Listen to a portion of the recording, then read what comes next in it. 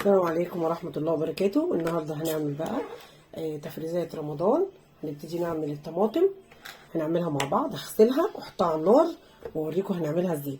بصوا احنا بنشيل ده كده، القوطة كده جميلة ورخيصة. شيلوا العنقود كده، القوطة ب5 جنيه، انا جايبة كيلو ب5 جنيه. شيلوا دي كده واغسلوها كويس وحطوها على النار تغلي، وبعد ما تبرد خالص هنضربها ونعبيها في اكياس. يلا مع بعض هغسلها واوريكم يا بنتي.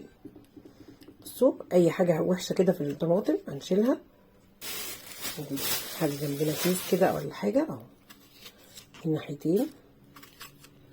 بصوا، وهنحط بقى في الحله اللي هنعمل بيها اهو، عشان اي حاجه وحشه كده هنشيلها.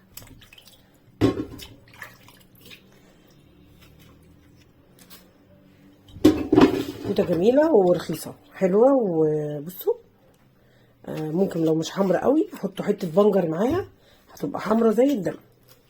انا عملتها قبل كده معاكم وحطينا بنجر في سليق وسلقنا البنجر لوحده. انا عندي لسه بنجر في الفريزر، ممكن وانا بضربها اعمل حته. بصوا اي حاجه وحشه مش عاجباكي في الطماطمايه ارميها. شايفين؟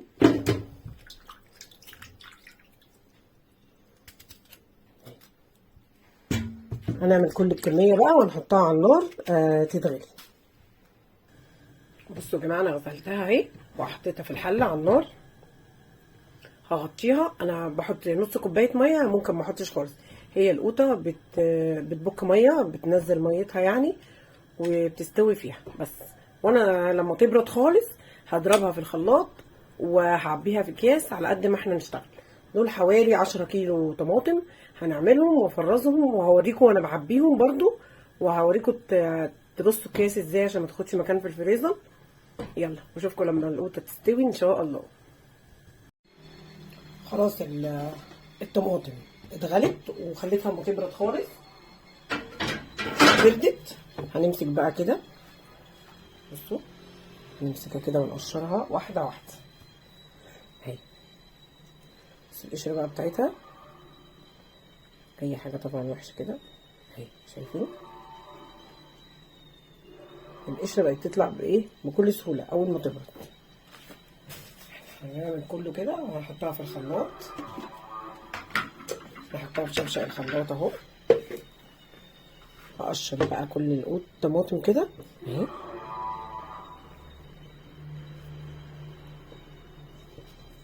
في الدول العربية بيسموا الطماطم بندورة، ومش عارفة بقى في دول تانية بيقولوا عليها ايه، بس انا عارفة طماطم.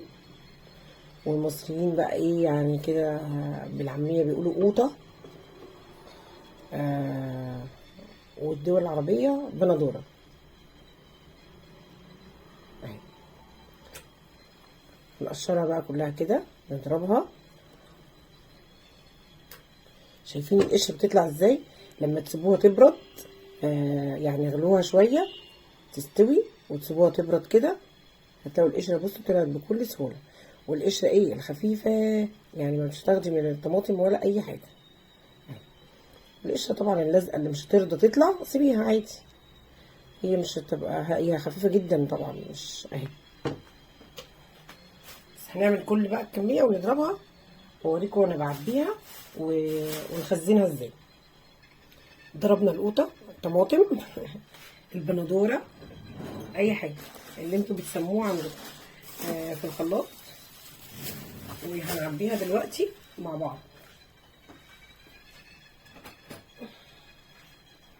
بسم الله الرحمن الرحيم. هعبيها دلوقتي معاكم. انا حبيت احط هنعمل بقى ايه يعني. انتي اعملي على قد الطبخه بتاعتك الكيس، عشان لما تطلعي الكيس ما بتحطوش في التلاجة تاني. تمام. بسم الله الرحمن الرحيم.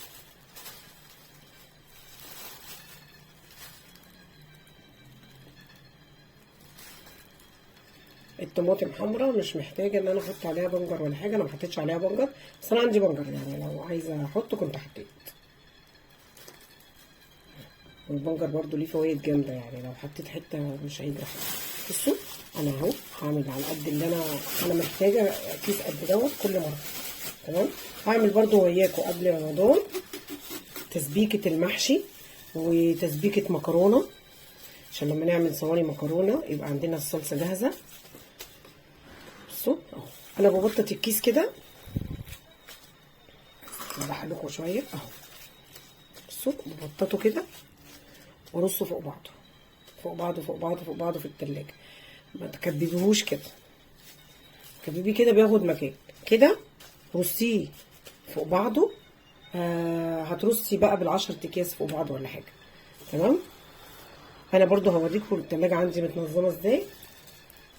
هعمل لكم فيديو للتلاجة علشان اللي عايزه تنظم تلاجتها تشوف انا بنظمها ازاي. والقوطه دي هتنفعنا طبعا في رمضان. انا مش هطلع منها، القوطه رخيصه. طول ما انا الطماطم رخيصه في الاسواق يعني ما بطلعش من الفريزر حاجه. يعني انا ساعات كنت اجيب طماطم بالشهر واحطها في الفريزر. دي بقى اللي باخد منها عشان انا عارفه ان انا هشتغل بيها طول الشهر.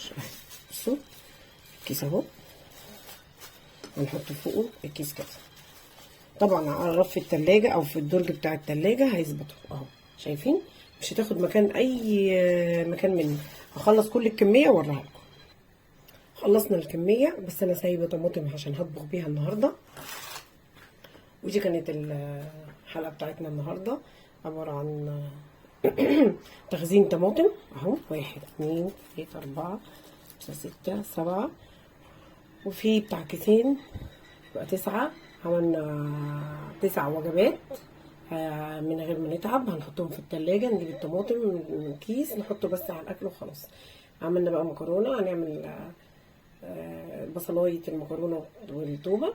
عملنا طبيخ، هنقلي، هنعمل اي حاجه سهله يعني. مش هنضرب بقى ولا نطلع خلاط ولا هنضرب طماطم ولا اي حاجه. وهنفرز مع بعض البسله، وهنفرز مع بعض فاصوليا، هنفرز مع بعض سبانخ، وهنعمل كل تفريزات رمضان. انا ناويه رمضان ان شاء الله ان شاء الله ما اقعدش اقف في المطبخ كتير. نصلي ونقرا قران ونتعبد لربنا ان شاء الله. يلا، ودي كانت حلقتنا النهارده الطماطم.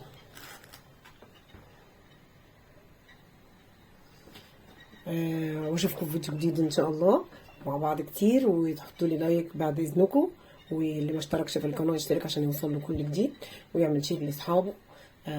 واي اكله تعوزوها، اي اكله حد عايزها اكتبها لي في الكومنتات وانا اعملها له من عيني الاثنين. وبس كده، ويلا ونشوفكم في فيديو جديد باذن الله. والسلام عليكم ورحمه الله وبركاته. بحبكم في الله. السلام عليكم.